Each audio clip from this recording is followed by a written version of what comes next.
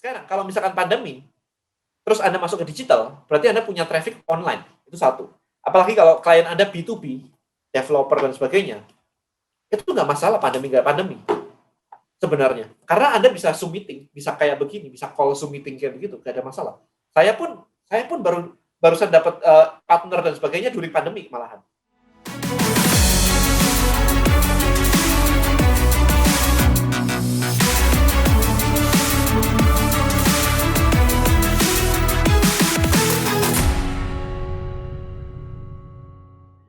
So, kita masuk ke pertanyaan terakhir ya, cara bertahan hidup di era pandemik sama terutama di era digital ya. Karena kalau aku lihat sih kok ya, pandemik ini ada nggak ada, bisnis kita juga pasti akan terhambat karena semuanya serba digital kalau kita nggak mau digital. So, ada pandemik atau enggak, sebetulnya nggak ada masalah sebetulnya. Tinggal kita harus bisa benar-benar memanfaatkan era digital kan. Nah, sekarang the biggest question adalah cara bertahan hidup di era kayak begini ini gimana? Buat aku sih sebenarnya dilihat dari industrinya ya. Jadi sebenarnya ini ada beberapa perspektif. Aku selalu lihat dari berbagai perspektif. Kemarin ketika ada yang bilang bahwa dan during pandemi bisnisku jadi bangkrut nih gitu dan sebagainya whatever kayak gitu. Perspektif besarnya adalah sebelum pandemi ada bisnis sukses, ada bisnis bangkrut. Benar kan? Sebelum pandemi. Nah, ketika ada pandemi ada bisnis sukses, ada bisnis bangkrut juga. Nah, salah siapa kok di era yang berbeda kamu selalu di posisi yang bangkrut? Itu masalah gitu kan. Nggak pandemi tetap pas bangkrut semua. Nanti pandemi selesai, bilangnya ada resesi. Capek kan? Jadi, ada nggak sih, sekarang gini aja, ada nggak sih yang sebelum pandemi yang sukses? Ada nggak sih yang selama pandemi, yang bisnis Anda kayak begini, teman-teman semua di sini, yang juga sukses? Ada nggak?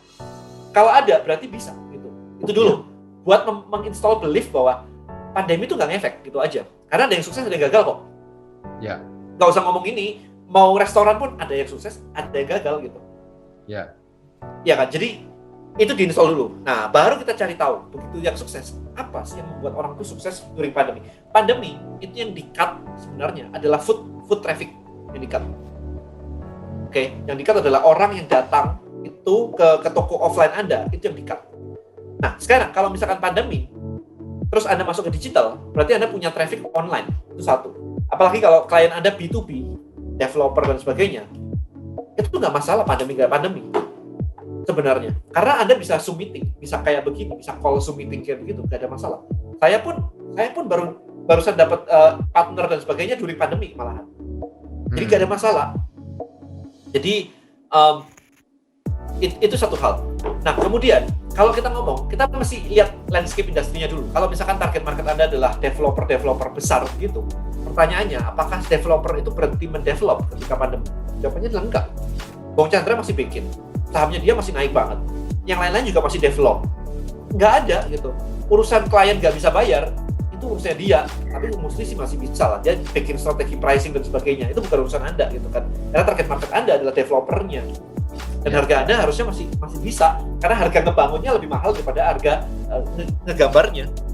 Sekarang karena kan most likely kerjaan kita ini kan B2B kok ya. Kalau B2B terus kita mau dapetin developer, most likely apakah bisa kalau cuma lewat sosial media?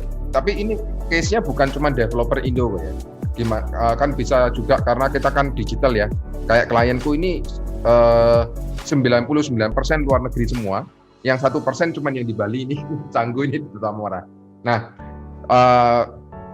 gimana caranya kita bisa masuk ke circle-nya developer atau kita nawarin? Apakah kita kirim porto gitu aja? Bukannya itu kamu lebih expert kalau di situ. Loh, memang cuman kan anak-anak ini kan kepingin dengar dari Koko ya. Jadi apakah ada cara lain selain kita kirim porto? Karena kalau kita cuman kirim porto ke mereka kan kesannya kayak cheap banget ya. Kayak gitu.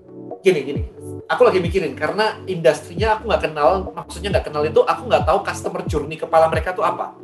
Apakah mereka kalau nyari itu lewat Google, ataukah mereka itu kalau nyari lewat Instagram, atau lewat mana? Itu yang mesti dicari tahu dulu sebenarnya. Jadi kerangkanya adalah mereka tuh nyarinya lewat mana.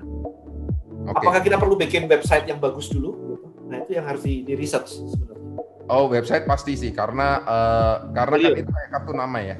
Iya, iya. Sama. Itu most likely itu perantara lah ya, kayak menunjukkan bahwa kita orang yang punya otoritas. Kalau aku akan masuk ke semua sih, kalau maksudnya dari sisi sosial media aku akan masuk, kalau misalkan aku nih ya, kalau misalkan aku akan masuk kayak ke website tadi iya, Instagram iya, sama YouTube sih, visual banget kan kalau YouTube kan. Ya. Jadi desain sama barang jadi. Terus di situ aku akan share expertise sih. Nah kalau mau luar negeri ya otomatis YouTube-nya harus bahasa Inggris. Ya. Gitu. Kalau di kan sebetulnya kan gini, kalau kita bicara B2B, banyak yang ngomong kan pasti di Google, kita otomatis Google, Yes. YouTube, Yes. karena kan dia search engine ya, karena most likely memang cari. Ya. Karena klien yang kita punya itu juga most likely mereka carinya dari search engine. Ya. Nah, kemudian yang kedua kan yang bagus ini kan ini LinkedIn ya, organiknya masih bagus sekali dia, kayak Ya. Facebook 5 tahun yang lalu. Nah, tapi tidak bisa dipungkiri bahwa klien-klien kita itu kan juga ada yang most likely orang pasti punya Instagram sama Facebook sekarang ini. Ya. Nah, kayak gitu. Jadi berarti fokusnya kalau memang ke arah B2B lebih baik ke search engine dulu ya, sama LinkedIn ya. Iya. YouTube itu juga search engine juga, karena dicari di Google bisa muncul videonya juga kan, gitu. Betul. Kemudian banyak tips juga sih. Misalkan kayak gini, 5 kesalahan developer ketika memilih gambar, misalkan kayak gitu. Oh iya, langsung kena itu ya, jebret ya. Iya, orang langsung kayak developer kan nyari kan langsung kayak, ada ya? Gitu. Ya. Ya kan, ada 3 tips memilih gambar yang lebih mudah untuk dijual. Misalkan kayak gitu-gitu. Oke. Itu nggak ada kebanyakan. Orang cuma portfolio cuma kayak gambar-gambar doang begitu. Tips kayak gitu nggak ada. Itu untuk menunjukkan expertise sebenarnya. Iya. Itu bisa di Google, bisa dicari sebenarnya kan di luar negeri kan, maksudnya di Pinterest segala gitu. 5 tips apa itu kan banyak banget di Pinterest tentang memilih gambar, tentang apapun itu. Nah itu bisa dipraktekkan langsung, di-create langsung dalam bentuk video gitu. Oke. Nah, kemudian ini, aku nggak tahu apakah bisa dipakai atau enggak. Kalau aku sih ketika ngeliat gambar-gambar kayak begitu, aku akan suka kalau misalkan si yang gambar ini atau arsiteknya atau apapun itu, selain gambar klien, dia punya kreasi sendiri yang unik, mainan sendiri lah, portfolio sendiri lah, nggak ada kliennya, tapi menunjukkan bahwa produktif sekali gitu, bisa punya kayak 100 rumah misalkan, 100 desain rumah Victorian style, Eropa ada apa gitu kan, model kayak gitu. Personal project lah ya. Personal project, dan itu harus benar-benar bagus semua gitu. Jadi kayak buset deh orang, karena kadang-kadang kita mencari ide, developer gini, kayak Bung Chandra, dia selalu mencari ide. Kayak Spring Boot itu apa, Yukata itu Jepang, misalkan ini apa gitu. Itunya gitu. Sementara begitu kita ketemu sama si klien, kebanyakan kan dia cuma kayak request doang gitu. Tapi kalau kita punya series of ini rumah Jepang, ini rumah Jerman, ini rumah apalah gitu kan, dia tuh suddenly punya ide baru.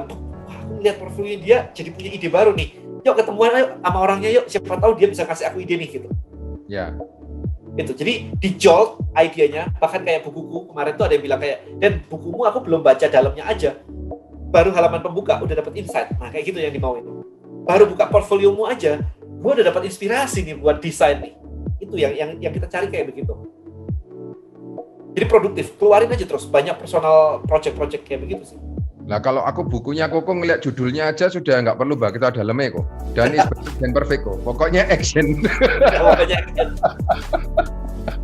Iya kan, action is better lah. Ya, masalah nanti perfect kan nggak ada yang namanya perfect kan, istilahnya kan. Ya pokoknya kita develop terus gitu. Perfect itu fear and nice packaging. Ya kan, kenapa sih kalau nggak perfect? Takut nanti orang ini nggak suka, nanti sebenarnya lu penakut gitu, cuman fear packagingnya aja keren, ngomongnya perfect. If you love this video and brought value to you, please share, like, subscribe to the channel and tag your friends and leave a comment. And my name is Ronaldo from 2G Studio, and I'll see you on the other video.